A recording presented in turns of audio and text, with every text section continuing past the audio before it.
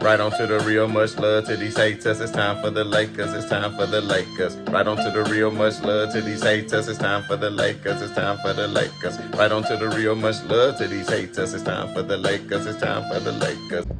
Man, what is happening, my YouTube family? Of course, it is your boy B New. I'm coming at you on this Wednesday. And first and foremost, as always, want to send out positive vibrations and blessings to anybody who could be listening. Now, with all that being said, we know that the Los Angeles Lakers will be in action tonight, the last of their home stand before they go out on this Grammy road trip, because we all know the Crypto.com Center will be being used for the upcoming Grammy awards, and the Lakers always take this road trip to the East Coast around this time of year as usual. And of course, we know they will be taking on the Pacers, and what I expect to be an easy victory for the Los Angeles Lakers. Of course, they only meet the Pacers twice this year, and of course we all know what happened the first time around with LeBron James. I think that came back from his suspension game, if I'm not mistaken, after being suspended against Detroit, and really took it to Indiana Pacers for a victory. And this time around, the Indiana Pacers will be without the services of a one Miles Turner, because as we found out, I believe on yesterday evening, Miles Turner, it was announced that he had a stress fracture in one of the bones in his foot. And actually, that's going to keep him out to well beyond the trade deadline. So who knows if he'll be moved or not. I know a lot of teams won't be interested in picking up an injured player, although it's not a major injury, something that could be re-aggravated if you bring him back too soon. And it all depends on if it's a team such as the Lakers who going after him, who feel like they need him down the stretch for a playoff push. So it just all depends on who's trying to acquire services. But not what I really want to focus on today. What I would really like to talk about, and what's probably been in the headlines, and I'm sure many of you may want me to speak on, is Frank Vogel being on the hot seat. So The Athletic reported on yesterday, or either the day before, that Frank Vogel, after the Denver game, was on the hot seat and was being evaluated from a game-to-game basis based on his job performance, if he would be able to keep his job or not.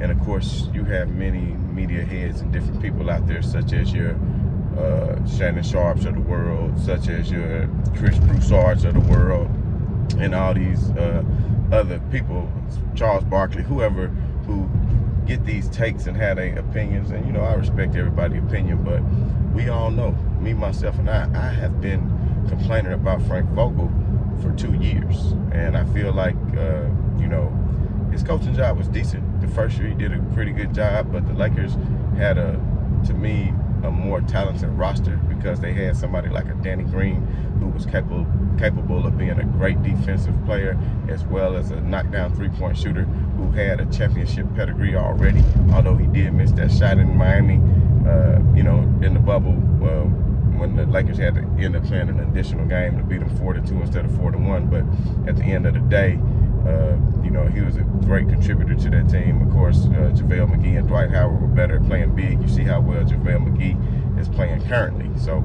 you know, with all that being said, it was a totally different roster. But my main point is, Frank Vogel, I think he underachieved on last year, and I think he's underachieving yet again this year, even though it is a totally different roster. And we know he does pride himself on defense.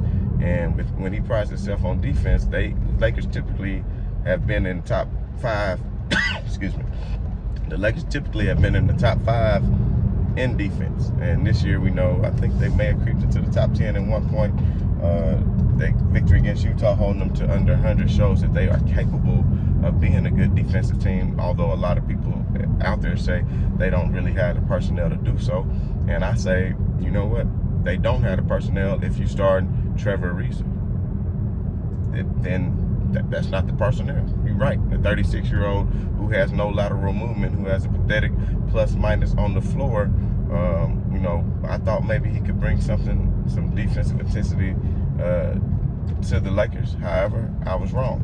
And with that being said, it shouldn't take Frank Vogel a whole lot of time to figure out that this Trevor Ariza experiment is not working, at least not to have him in the starting lineup and to be bringing him off the bench. Because when your young guns are performing and are showing you that they're more than capable of playing good defense, and what I mean by that is, Austin Reeves. Austin Reeves, he's showing you that he can play good defense.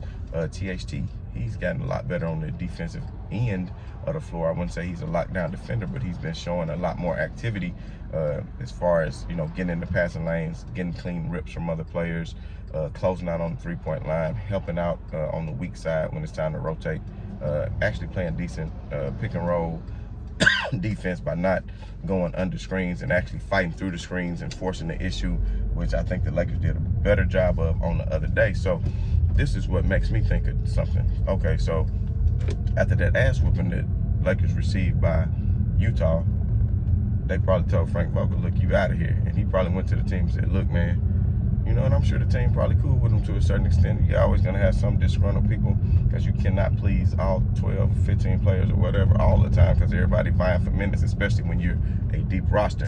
But at the end of the day, you know, I think the team, not only it wasn't LeBron James' promise, but it was the team as a whole stepping up and saying, you know what, we can't get coach fired because that's not his fault. We grown-ass men. And I know it's the job of a coach to light a fire in his team and to be a motivator of men. But at the end of the day, the millions should be their motivation because you're a professional and should take pride in being so. My issue when it comes to Frank Vogel is his rotations and things like that, because I think the Lakers are capable of winning a lot of games they lost, but due to some of his poor rotations is why they lost. But if you go back and watch my video the other day when I said I had to give props to the people who really won that game, and I gave Frank Vogel his props. And why did I give him his props? I gave him his props because he decided to let Austin Reeves play for 9 minutes in that quarter and Russell Westbrook play for 3 minutes. And with Russell Westbrook, his job was on the line, so he said, shit, Russell Westbrook, you're not coming in here and getting me fired. So he stuck with the young guns, the bench players, who came in and were, you know, surrounded LeBron, and that's what LeBron needs: people that's going to play defense and shooters. And that's basically the lineup that they did with LeBron and Austin Reeves and Malik Monk and THT and Stanley Johnson. So they say the Lakers' problem is that they're old. Well, when he went young, except for LeBron James, who defies father time so far, even though it is catching up to him. But at the end of the day, you got to play your young guns more and give them more minutes. It was games in which Malik Monk was 6 out of 7 for 3, and he only played 23 minutes. But LeBron James playing 38 minutes. How the hell you got a 37-year-old playing 38 minutes, and then you got a 25-year-old or younger playing 27 minutes who hot and giving you buckets? Does he need rest? Why are you bringing him out? For Carmelo? Because you want to give certain people minutes? Dead all that. So if he want to coach, if he gonna coach like his life depending on it, good. Put a fire in his ass and make him coach. You know, because at this point, the Lakers don't have too many options. The Lakers don't have too many options as far as coaching, you know, to replace it. And then if you bring in a whole new coach from outside, then you got to learn a new system, and it's just too far along in the season to do all that. So I don't necessarily agree with that. But if you do so happen to get rid of Frank Vogel, then of course, we know Dave Fizdale didn't do too tough while Frank Vogel was out. I think he was like 1-4 or 1-5, albeit he was missing a lot of players due to COVID protocol, and of course AD was still hurt, and you know. But at the end of the day, I think he's more than capable. You know, I saw the year that he coached the Grizzlies to the 7th seed. You know, and they lost to the Spurs. I think that was in 2016, 2017. They lost to the Spurs, who were the number 2 seed, who were a damn good team, as we all know, who ended up losing, I believe, to the Warriors. But at the end of the day, he was a great coach. Everything he did at Memphis, I think, was good. And then the next year, of course, Zebo left to Sacramento as Memphis was getting old. Tony Allen left, and that was the heart and soul of Memphis. They only left Marc Gasol and Mike Conley. And they just were trying to find a way to make it mesh. They started off slow out the gate. I want to say like 8-12 or something like that. And ultimately that was his demise, and they fired him, which I think was unfair. And we all know D Wade and LeBron responded to that at the time, saying that was unfair. That they just used him as a scapegoat.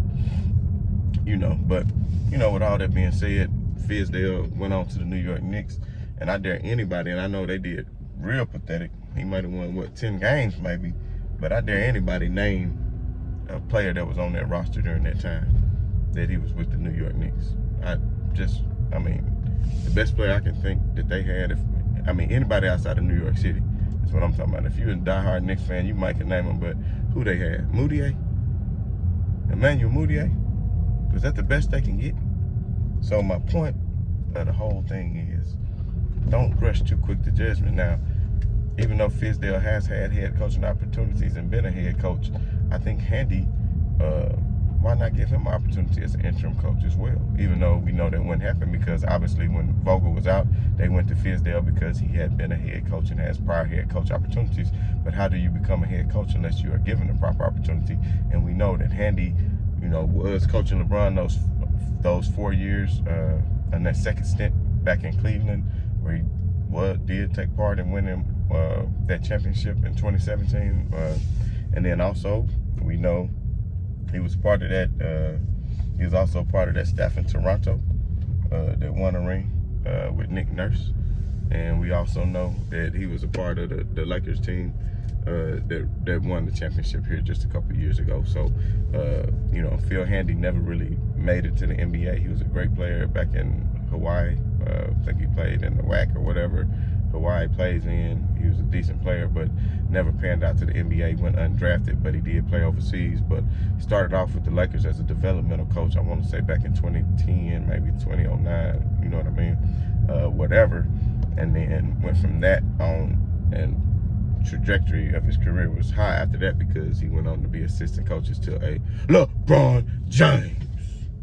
You understand what I'm saying? So not only did he do that, he has won 3 rings as an assistant coach, which that's nothing to scoff at. So I think he'd be more than capable. And not only that, he's not gonna back down from anybody. And we all saw the choice words him and LeBron had for each other not too long ago. Everybody was tweeting about it, didn't know what was said, but just from an insider, I can clear that up. Basically, LeBron was pissed off at the end of the half because he was trying to throw the ball all the way down the court to Avery Bradley, and Avery Bradley was talking to Phil Handy on the sideline, not even paying attention because there's 1 second left, so he wasn't even thinking LeBron was going to try to do a football pass all the way down to him on the money for him to shoot up a 3 or something. So he just talking. So LeBron called Handy over there like, hey, you talking to AB? I'm trying to throw him a pass, man. We trying to win game. What's going on? Like, like barking at him, you know what I mean? And Handy told him straight up, fam, AB was talking to me.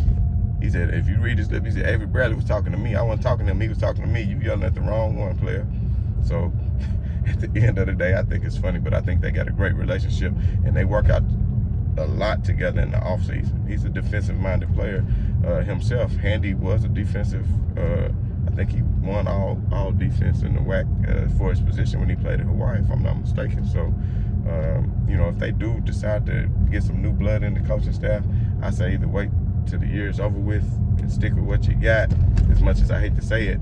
But if Frank Vogel can coach better with his job being on the line the way he coached the other night, without caring about feelings and just caring about winning, then I think they can win, because he knows what's a detriment to his team and what's not.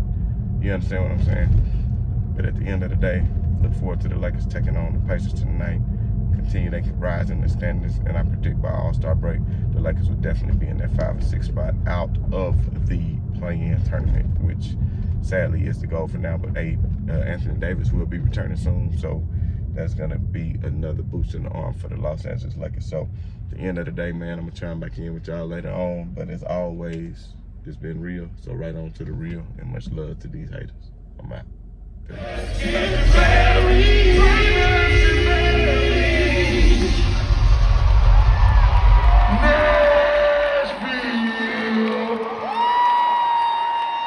They said some Jagged Edge fans out there in Nashville.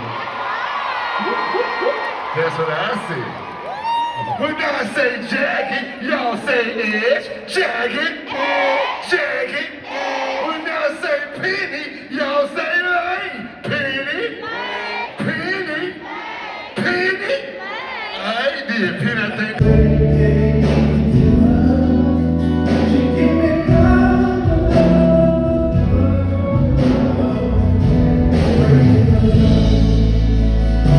Yes, I need